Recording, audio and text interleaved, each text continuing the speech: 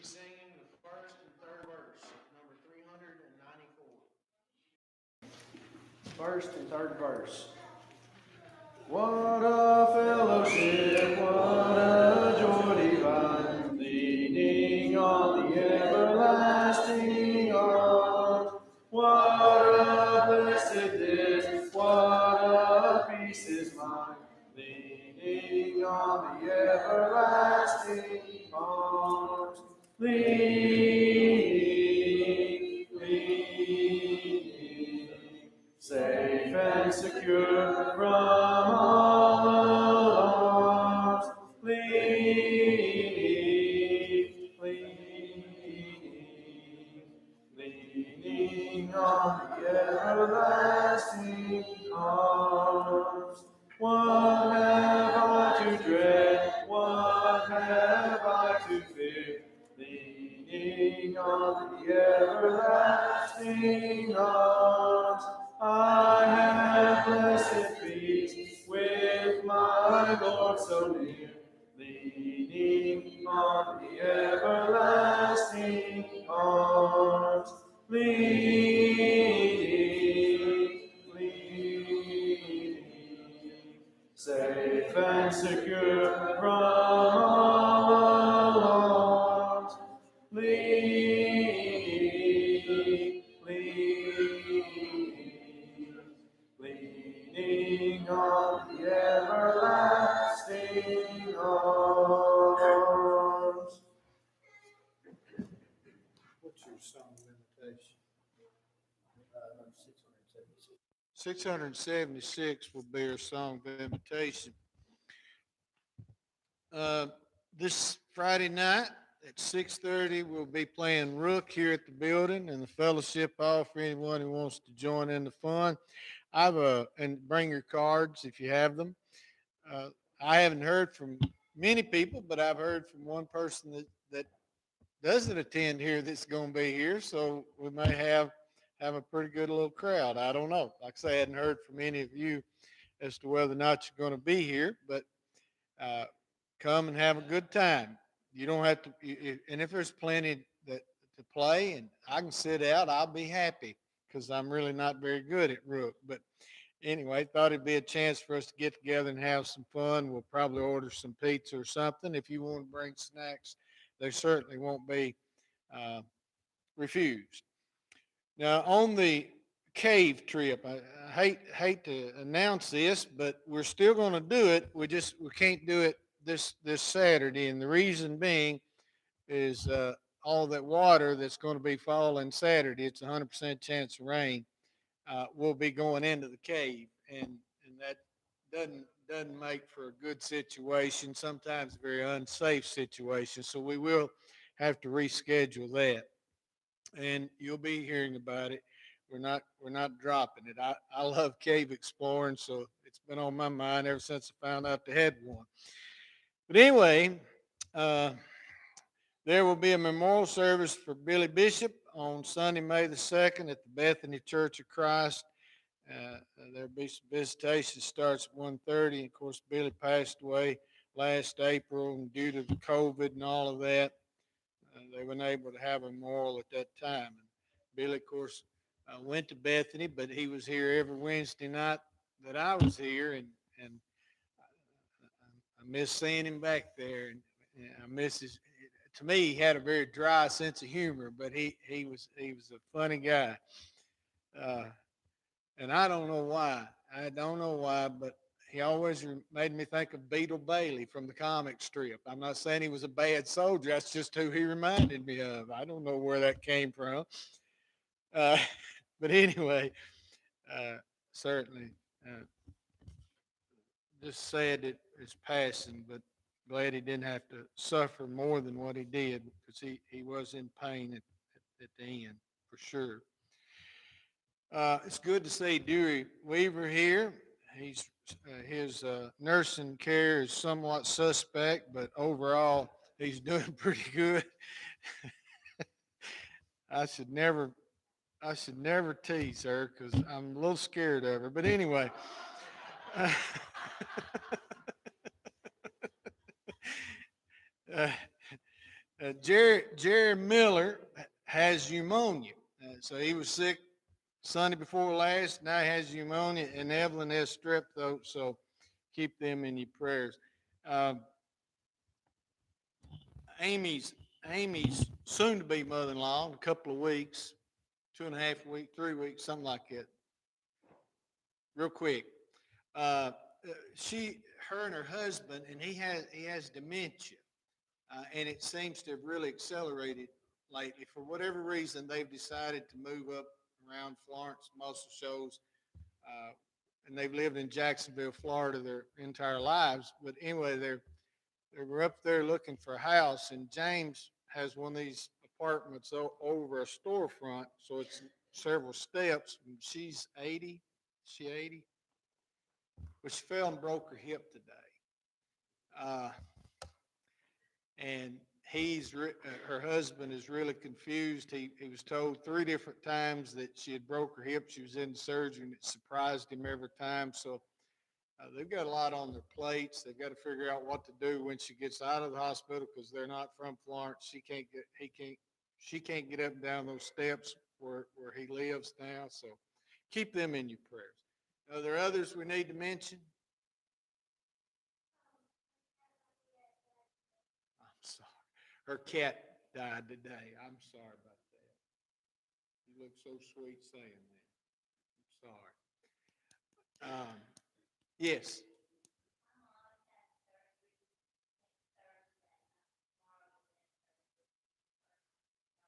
Okay. Your mother is where does she live? Bowling Green. Okay. Al, how's your mother?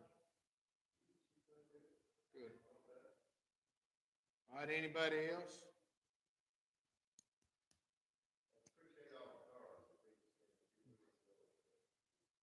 Yes, she does. Yes, she. Last time I was out there, she mentioned that. Yeah. All right. If there's nothing else, you never know what the needs of people are. It may be that someone here tonight really is struggling, is already a Christian, and needs the prayers of the church and the encouragement. And we certainly want to offer this time for you to let your request be known to us and God. It may be that you're a Christian and you've wandered away, you've failed in some way, and that you feel like you need to ask for the prayers of the church. We want to give you that opportunity. And if you're not a child of God, which I think most everybody here is, and you want to put Christ on in baptism, we encourage you to come as we stand and sing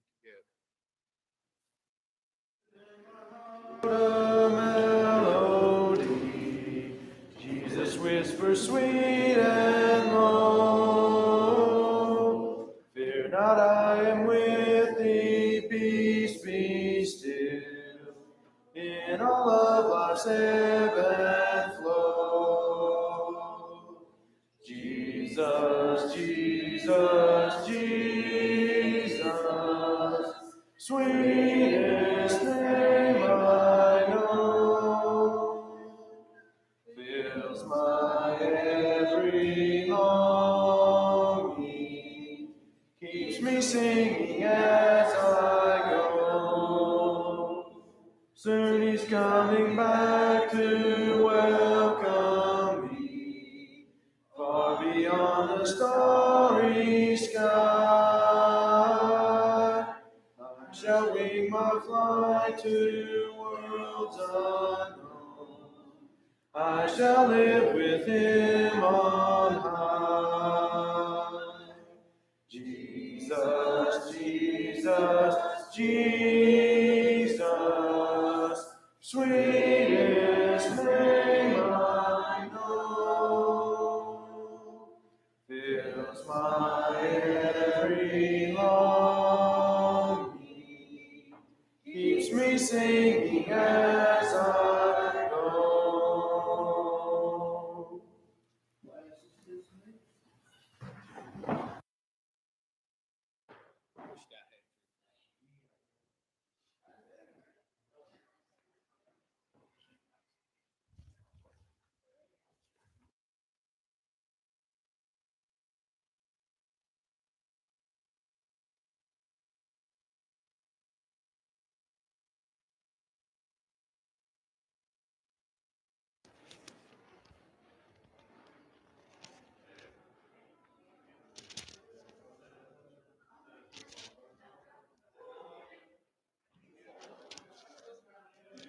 All right, we're in 2 Corinthians 11. I'll be back in just a second.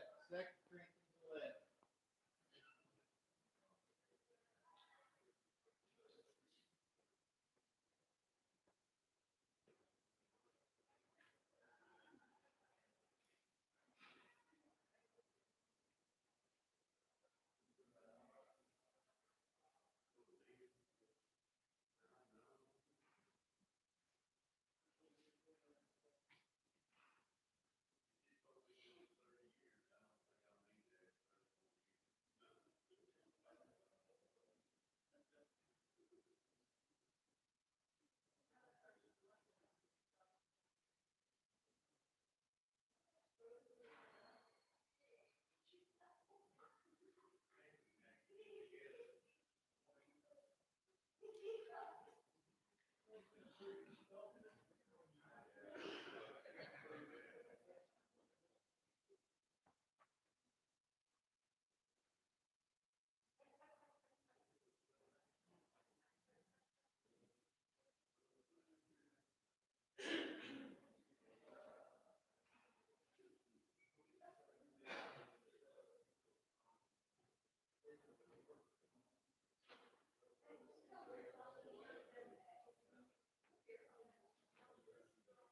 Glad you were right about the number. I looked at the Sunday school. Yeah. All right, 2 Corinthians 11. Feedback from you on what you would like to study next, because not much longer. So I'm open to suggestions. I don't mean I'll do it, but I'm open to it. Uh, I've got. I might. I.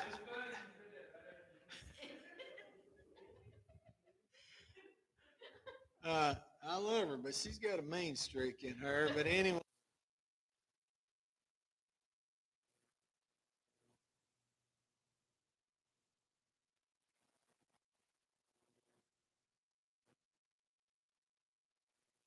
a couple rather go with something interested in. I just need a little time to get started studying. I like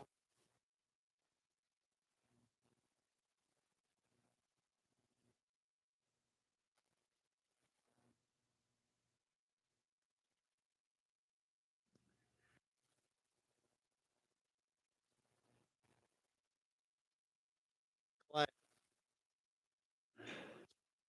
Why?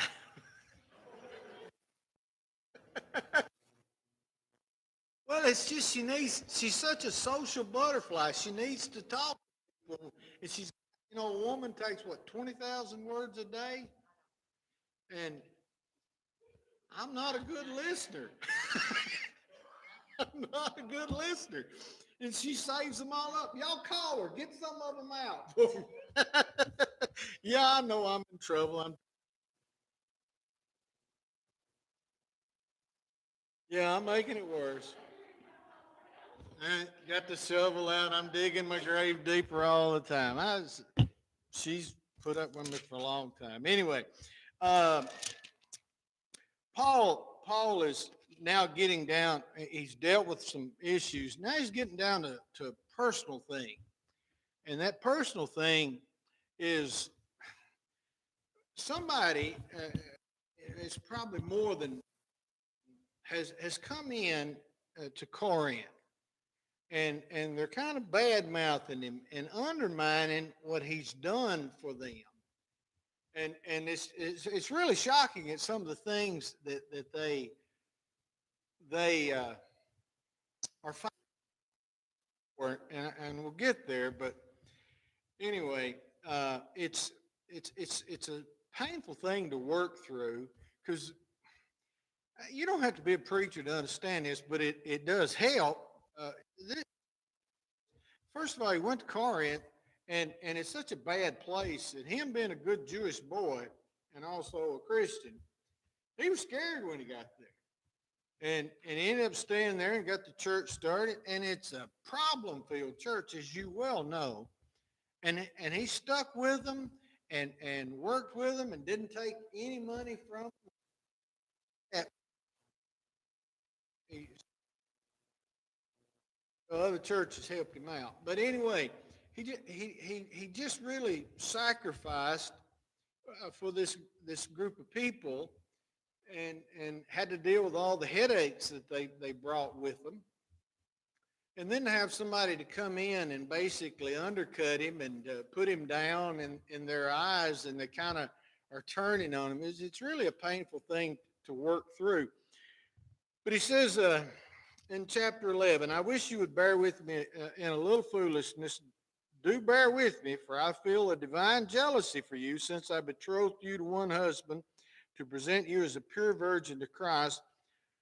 But I'm afraid, as the serpent deceived Eve by his cunning, your thoughts will be led astray from a sincere and pure devotion to Christ. For if someone comes and proclaims another Jesus than the one we proclaimed, or if you receive a different spirit from the one you received, or if you accept a different gospel from the one you accepted, you put up with it readily enough. Now I'm telling you something, folks. There's some zingers in here. I don't know. I don't know that Paul used sarcasm a whole lot, but it sure sounds like sarcasm to me. Now, that's my reading of it. You may read that differently. And if you do, certainly point it out, because, we don't know how we don't know exactly how he felt when he said this. And sometimes, well, we all experienced this when email first came out. Uh, People took something you typed in a different way than what you meant when you typed it. And that could be the way I'm perceiving this, but I don't think so. Um, I think he's hurt. I think he's using some sarcasm here. He says, "Indeed, I consider that I'm not the least inferior to these super apostles." Now, I'm curious. I noticed that most people seem to be using the New King James. What does it say there instead of super apostles in verse 5? Indeed, I consider that I'm not in the least inferior to these super apostles. Most eminent. That's a good one. Is it the New King James? Okay. The word is actually, of course, the last part is just apostles, but the word is actually hyperleon. Now we know we get the word hyper, from that. It's to the highest degree. So something lofty or eminent, and that's a good word.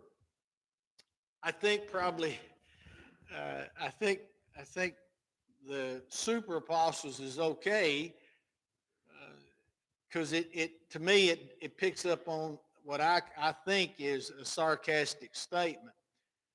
And Paul is going to compare credentials in a little bit, right, between him and these super apostles. Now, these are not, he's not referring to other apostles, okay, the original 11, 12.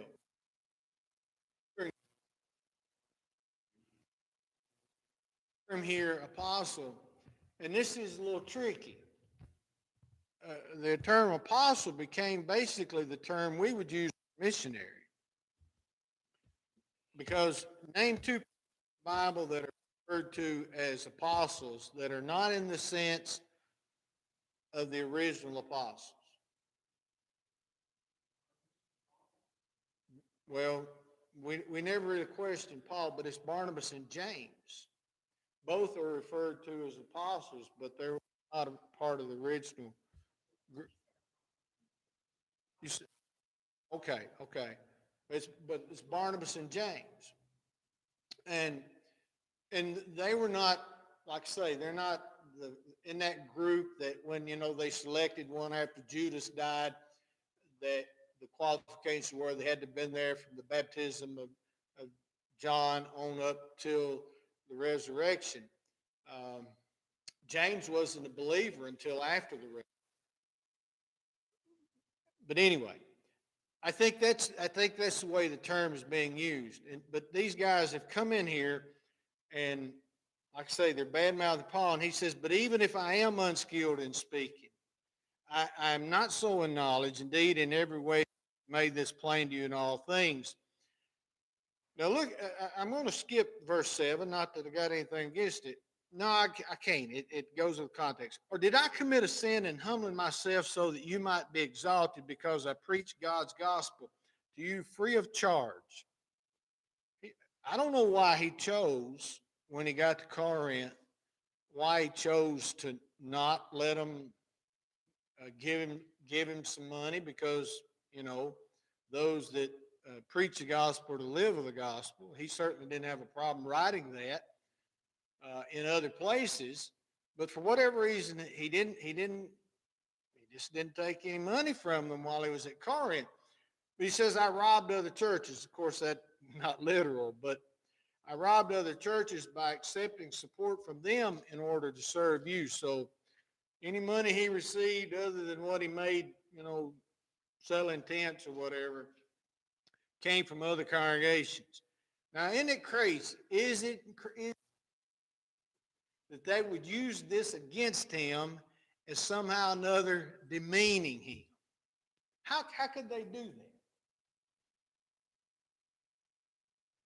I mean, isn't it something that you would think that you would that guy came in here and he worked, he didn't take a penny of it. We know he wasn't for money, he didn't take a penny. Now he was, like I say, being supported by other churches, but how would they use that against him?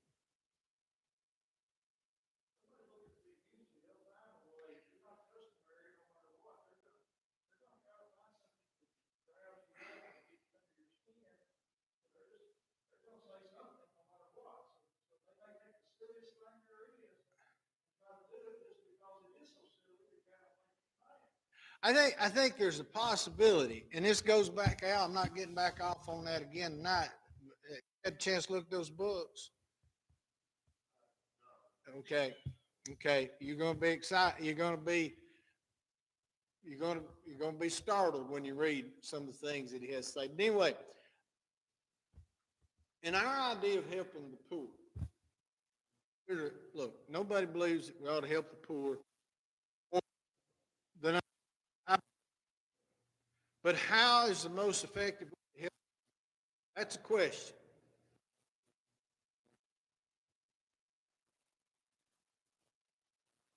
Just do the same thing.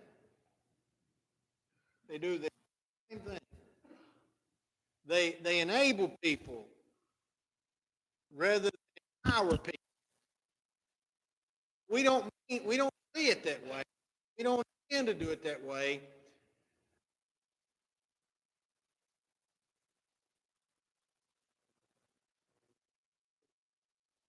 Do for themselves. We have helped entrap them in a lifestyle that rise above where they are.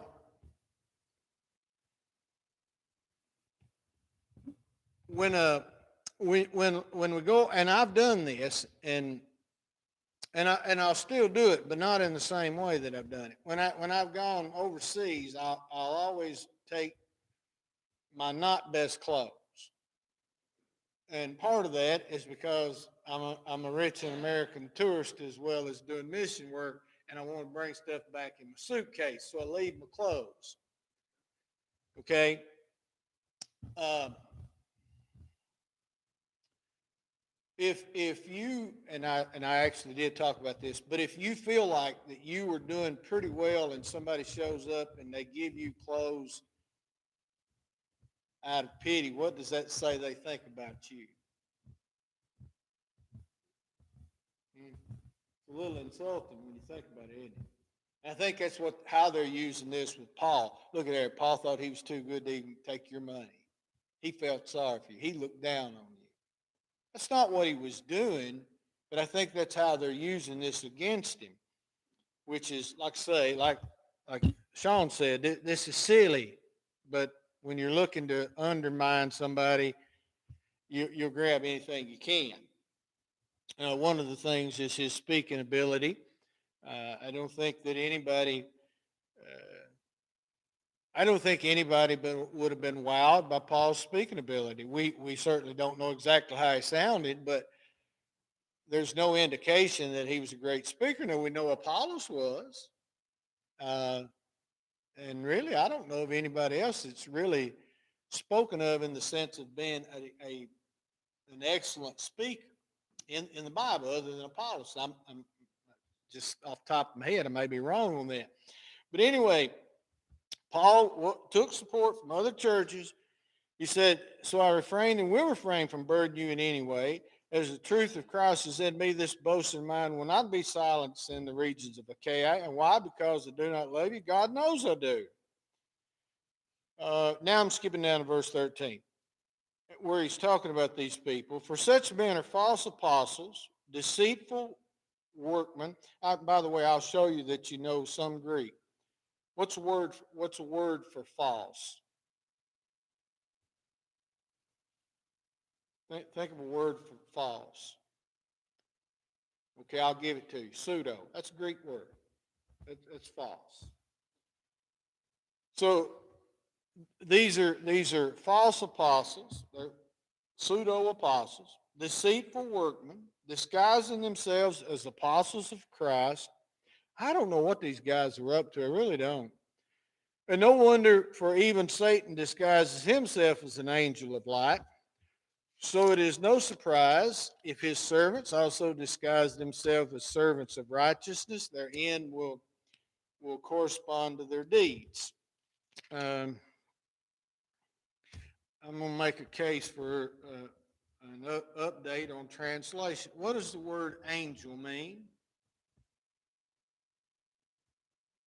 What's another word for angel? Messenger. I really think this would be better served if it says, no wonder, for even Satan disguises himself as a messenger of light. That makes more sense to me because than him presenting himself as an angel of light. If he shows up and pretends to be a messenger of truth or light, then he's going to be heard. I just something to think about. Apparently, not much. But anyway, so he says. So it shouldn't surprise you if his servants do the same thing. Verse 16, I repeat, let no one think me foolish, but even if you do, accept me as a fool, so that I too may boast a little.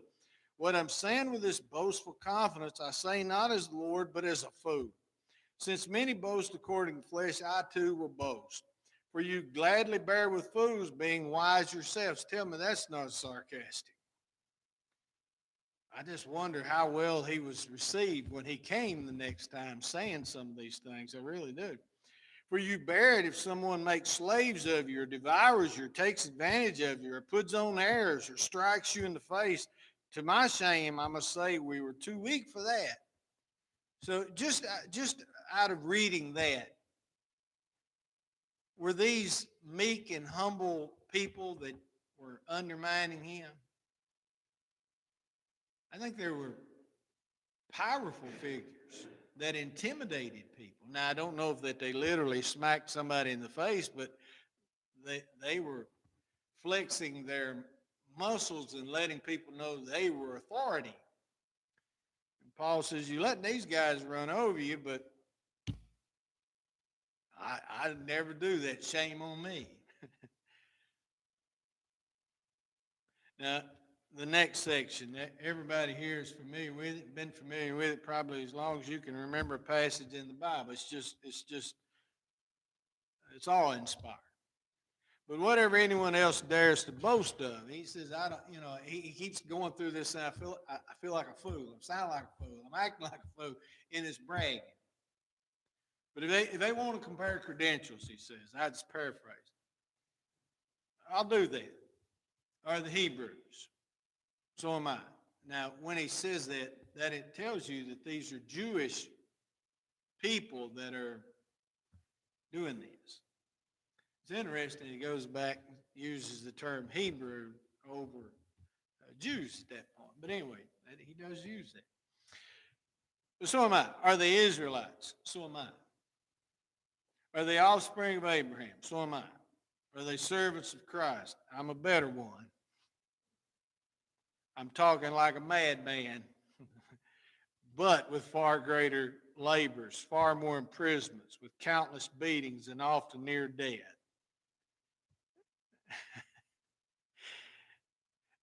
Now, you think about it. Was Paul a humble man?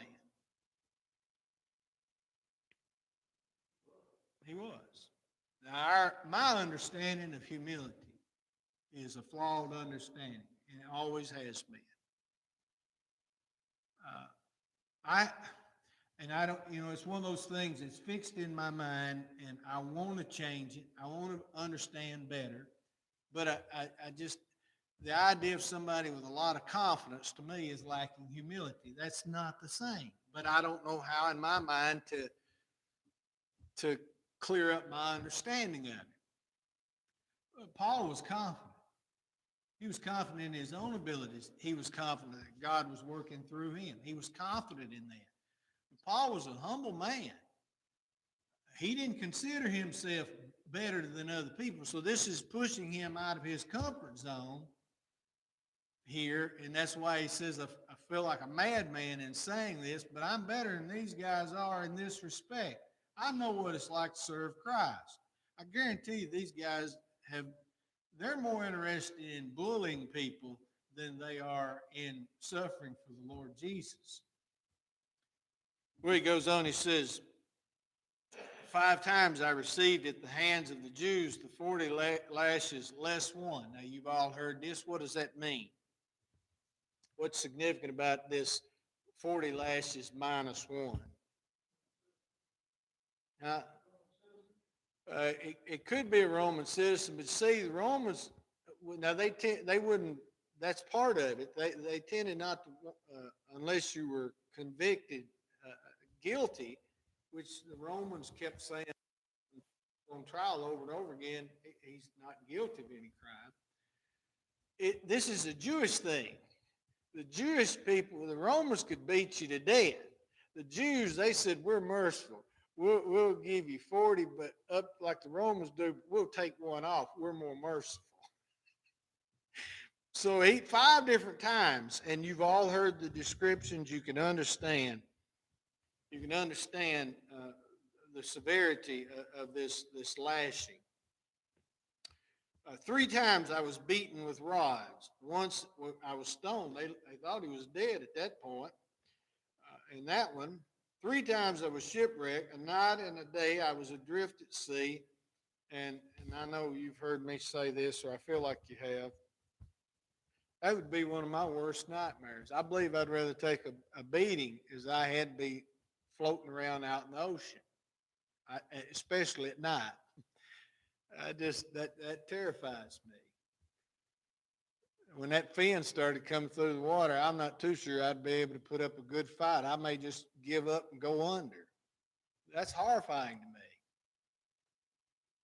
And Paul's, he was a world traveler, but it's still not something that you plan on. And out of just kind of by accident, I went through today in the latter part of the book of Acts, and just he's giving you all these nautical terms and talking about where they went, and it was not a good place to spend the winter, and they're traveling, and then they end up in that shipwreck and how the ship breaks apart and all of that. Paul went through that 3 different times. We don't know when the other ones were, but we know that it happened.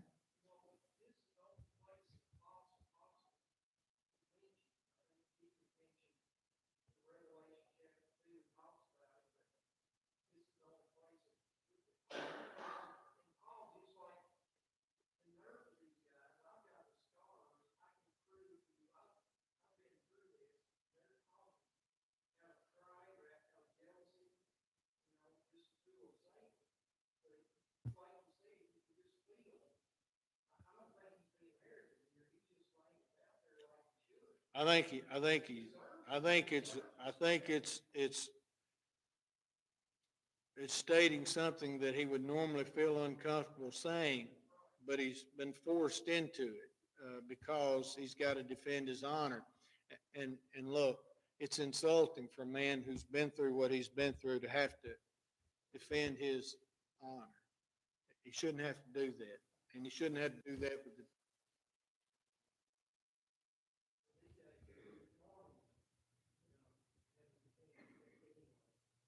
to defend their courage or their patriotism or something like. Yeah, you're right.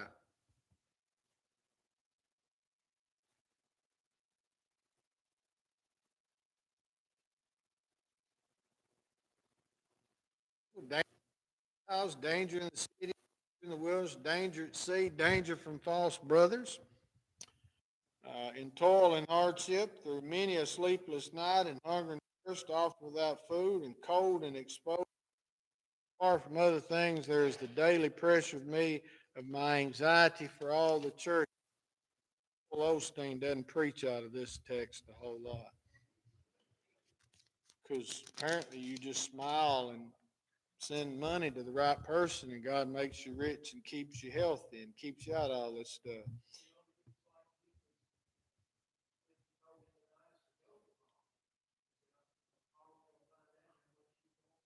Yeah, that was, yeah, Paul's commission was to go to the Gentiles and to suffer for Jesus. Yeah, he did. He said, who's weak? I'm not weak. Who is made to fall? And I'm not indignant. In other words, somebody is stumbles as a cause to stumble as a Christian, Paul's mad. He takes it personally. He's hurt by it. This is a man that loves the church, wherever it is. I'm sorry, Daryl, I'm not looking at you. That light was flickering out the window and it looked like a police light. I thought they're coming to get somebody.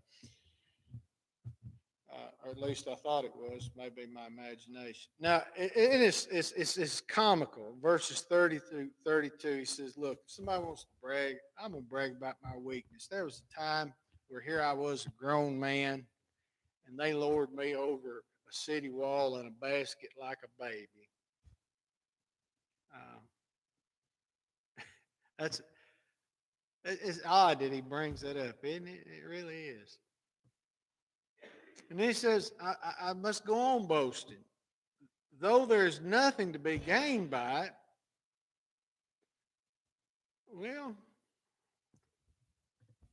was there something to be gained by him doing this? Possibly. I would have to think some of the people that read this letter, and by the way, keep this in mind. Keep this in mind how uncomfortable this would have been to have been read at church with those super apostles in the assembly. And knowing that you were somebody that had been taught by Paul and you owe your relationship to Christ to him because he's the one that brought Christianity there. He's the one that labored among you. He's the one that helped you work through your problems. And now he's having to defend himself. And this has been read to the church, and you're sitting there thinking, man, I'm one of them that's been bad mouthing. This had to have been an uncomfortable reading in Scripture. Uh, Anyway, I must go on boasting. There's nothing to be gained by it. I will go on to visions and revelations of the Lord. I know a man in Christ who 14 years ago, I don't know why he chooses to say it this way. It's very, very, it's an excellent literary device, but everybody believes this is Paul writing about himself, don't they?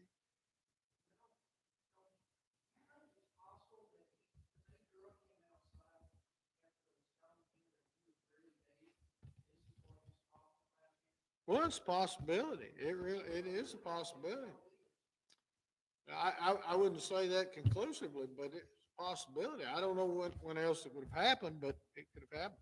Anyway, I know a man in Christ who 14 years ago was caught up to the third heaven. What does that mean? Everybody knows that.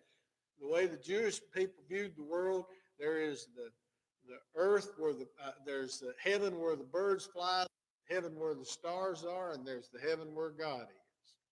So he said, I went to the third heaven, or whoever this fellow is he's talking about. Uh, and he said, whether in the body or out of the body, I don't know.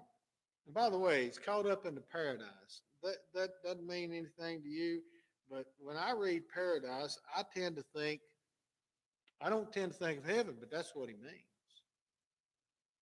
You say, well, why wouldn't you think about that? Because in my mind, when you preach about the rich man and Lazarus, we always talk about that's the unseen realm, and there's Hades, and there's paradise, or there's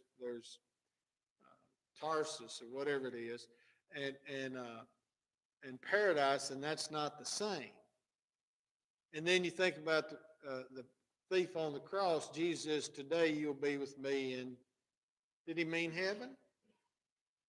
So did Jesus go to heaven when he died and then return to the body when he was resurrected?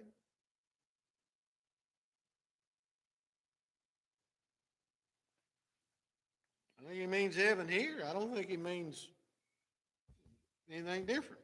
Anyway, whether in the body or out of the body, I don't know. God knows. And he heard things that cannot be told, which man may not utter. On behalf of this man, I will boast, but on makes it almost sound like somebody else, doesn't it? Behalf, I will not boast except of my weakness. So I'm coming back to that.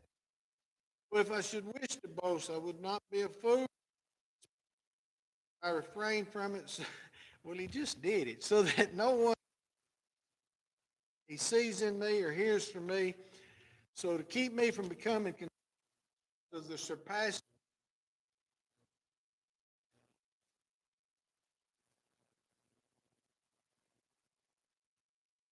Uh,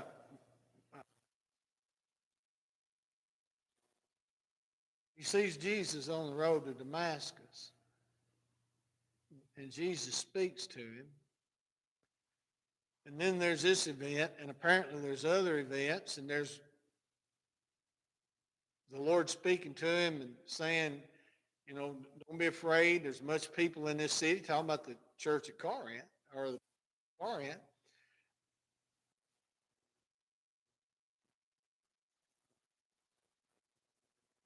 Not speaking to all the other Christians, okay? I know there's some Christians that feel like Jesus walking around talking. Believe that. I don't believe them when they say it. This says I could boast about that, but I because of all of this. Said so. In case there was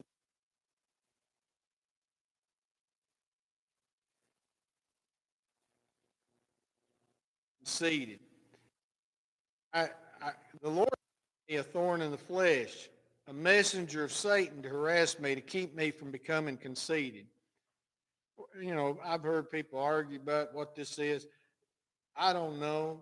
He doesn't explain it. We don't have to know. All we know is that the Lord's keeping him humble. There's 3 times I pleaded with the Lord about it should leave. He said to me, he said, power, we can brag about something, brag about my weaknesses. Why? Last phrase of verse 10. For when I'm weak, then I'm. It's when we get to something not a one of us feels with. We reach the point where we no longer don't feel like it's all up to our ability. When we realize we can't do it, that's when the Lord can work through his best. Most of us do not want to get there because most of us secretly harbor this idea that it's up to us. And if it gets past our abilities, we can't handle it. Well, that's when the Lord can really work. And so that's why he keeps coming back and saying, look, I'm going to brag about anything. I'm going to brag about my weakness. Even that time I looked ridiculous going over the side of the wall in a basket. Looked like a big baby coming down. Right? Any question, comment? I don't say that enough.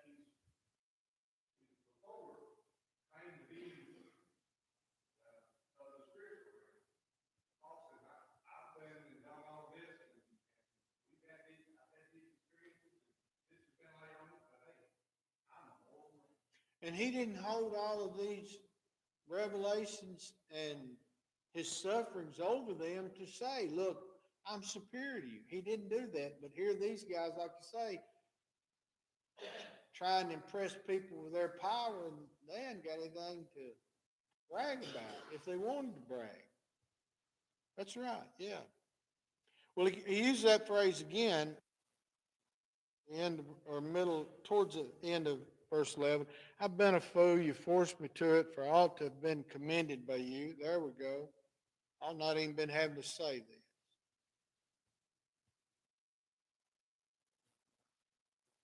Something perfect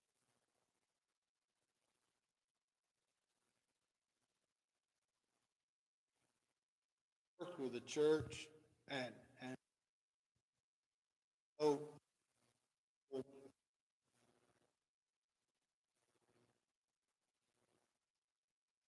hard into well, and there's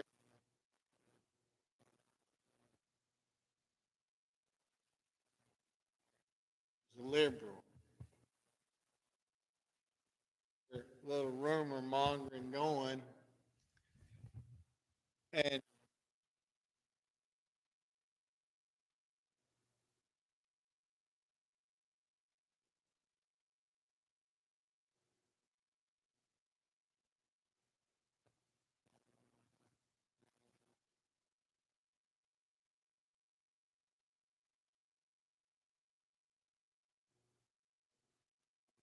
on their part, I mean, I wouldn't want to add.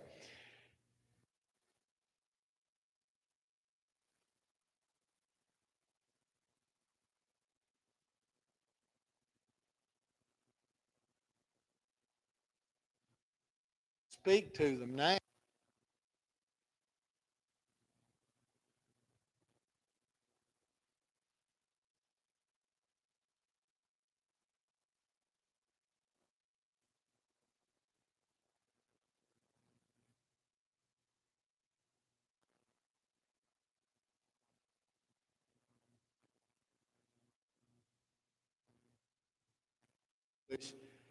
But people are people are fickle, aren't we?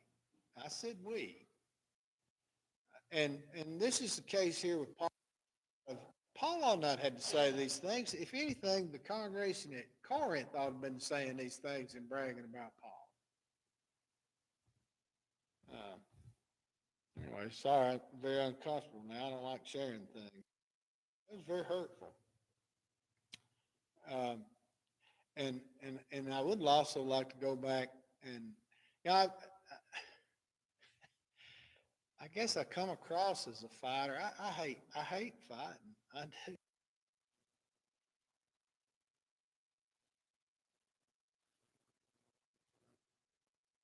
Gives me look sometimes that I just cold shivers run through my whole body. Uh, and I just want every one of those that, but I'd like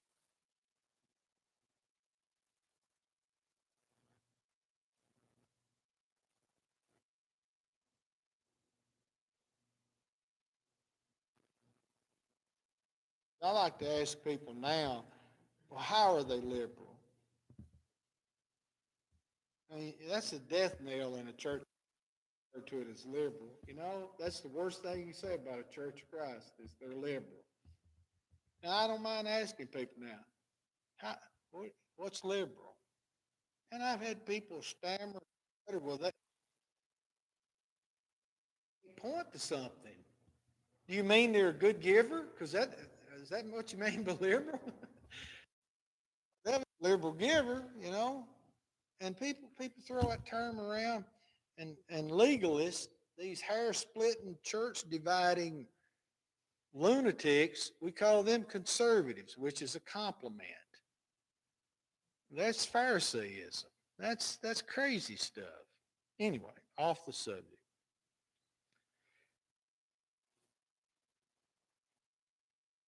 I've been more passive than people realize throughout the years.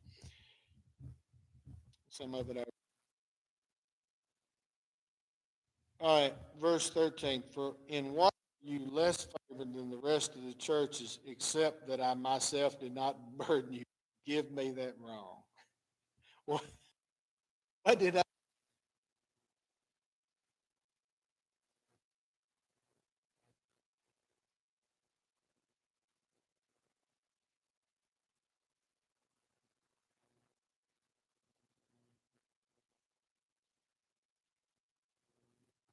in and be spent for your souls? And read the latter part of verse 15 from.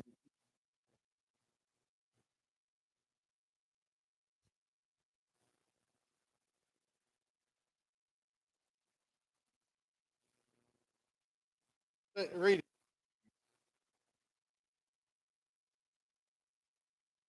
Yeah, I like that better. Has it? It's, though I love it,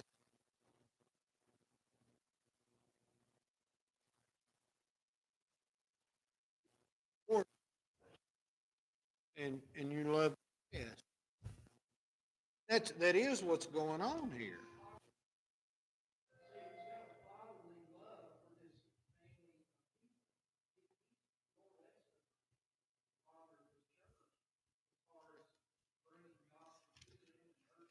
He's in a sense their spiritual father. He also uses the imagery we actually read it tonight, in which he's the officiating at the ceremony, led them to Christ. Yeah, he was there when they were united with Christ. Yeah, he's in their lives. He's been so much for them.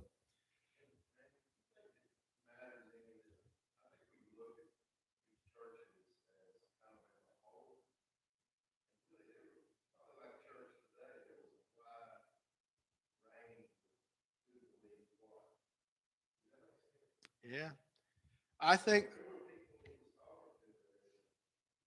and then there would have been some that none of this would apply to. Yeah,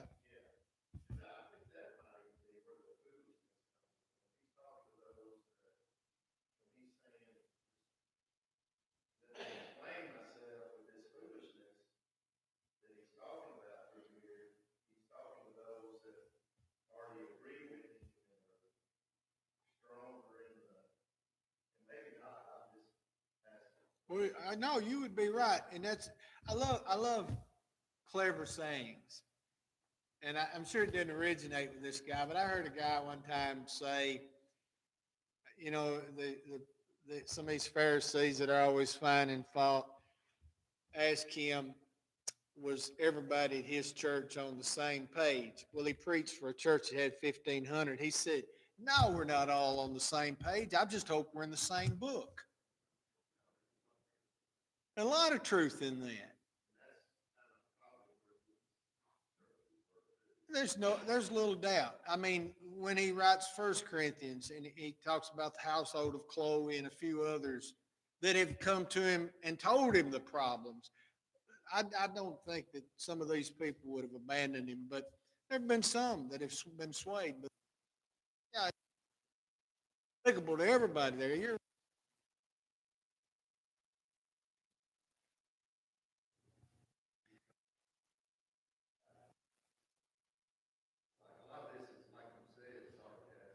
It is. It's and he's not. I don't think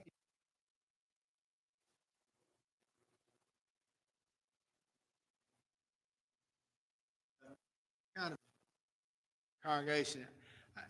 I'd get so tickled sometimes at Appleton at the wide range of connections that you had among the members there.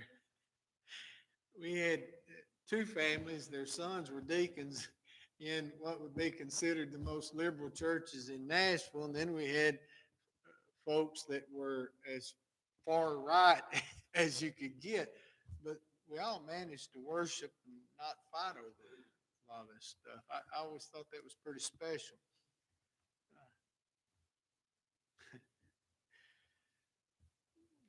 Sorry, just kind of reliving some funny events in my own mind. But it was such a it- diversity of connections more than it was what you saw in the congregation. Just the family ties was pretty phenomenal.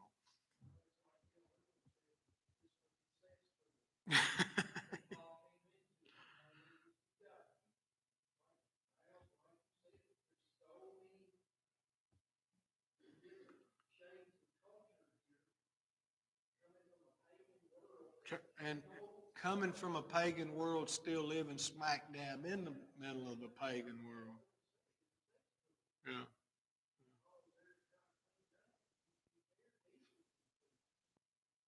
And I think that's important too. And this goes back to what Al, to me, what Al said and what you're saying. I'll tell this real quick. I know an older preacher. He went to a congregation down in Mississippi, and he's a fantastic preacher, but the minister part, but a preacher. And he moves off down there, and he finds a congregation that have what he would consider the liberal view of divorce and remarriage. And he moved down there and found that out, and he quit on the spot. Where did we get in our heads that you only work with churches that have everything figured out? That didn't even make sense to me. If you felt like, don't you have an obligation to stay there what's right? Instead of bailing out to protect your own name that you are a sound preacher at a sound church? That's ridiculous stuff to me. But then I'm ridiculous too. All right, y'all have a good evening.